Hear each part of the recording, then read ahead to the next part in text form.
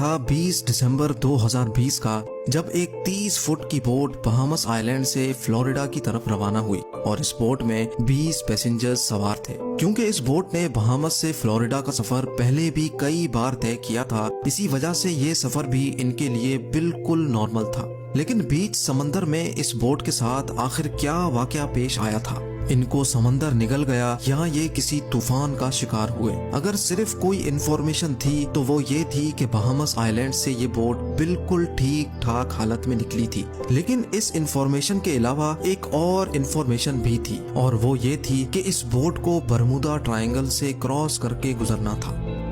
جب American coast guards کو اس بات کا علم ہوا تو ایک سرچ آپریشن کنڈکٹ کیا گیا جو سمندر کے اس حصے میں پورے 4 دن اور 4 راتوں تک چلتا رہا، لیکن مجال ہے کہ اس بوٹ کا ایک بھی حصہ ملا ہو۔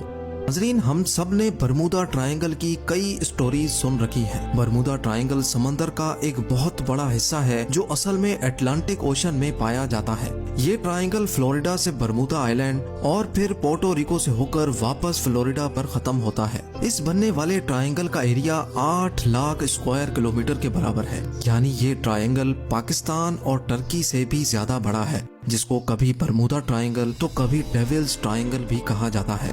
یہ ٹرائنگل اپنے مسٹیریس فینومینا کی وجہ سے پوری دنیا میں بدنام ہے، جہاں سے گزرتے وقت شپس اور ایئر پلینز کا کانٹیکٹ اپنی بیس اسٹیشن سے اچانک ٹوٹ جاتا ہے اور وہ ہمیشہ کے لیے غائب ہو جاتے ہیں۔ ابھی تک شپس اور ایئر پلینز کی ایک بہت بڑی تعداد اس ٹرائنگل میں گم ہو چکی ہے۔ آج تک ان میں سے صرف چند شپس اور ایئر پلینز کا ملبہ ریسرچرز کو سمندر کے باٹم سے ملا ہے، لیکن وہ بھی اس جگہ سے نہیں جہاں وہ آخری بار ریڈار پہ شو ہوئے تھے، جبکہ دوسروں کا تو نہ ملبہ ملا اور نہ ہی ان کے اندر موجود لوگوں کا آج تک کسی کو پتہ چل سکا ہے۔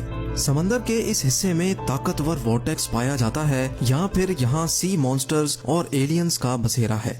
آخر برمودا ٹرائنگل میں کچھ تو ایب نارمل ضرور ہے، جس کی وجہ سے نہ تو یہ بڑی سے بڑی کارگو شپس کو چھوڑتا ہے اور نہ ہی کسی جہاز کو۔ یہاں پیش آنے والی ایب نارمل ایکٹیویٹیز کا ایکچوئل ریزن سائنسدانوں کو آخر کار مل چکا ہے۔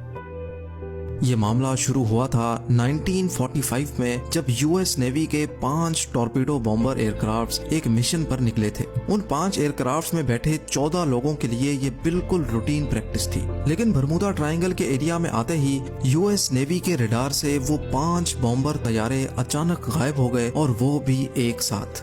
کیونکہ اس وقت ورلڈ وار 2 کو ختم ہوئے صرف چند مہینے ہی گزرے تھے، اسی وجہ سے یو ایس نیوی کا شک تھا کہ شاید کسی دشمن نے ان کے جہازوں کو گرا دیا ہے۔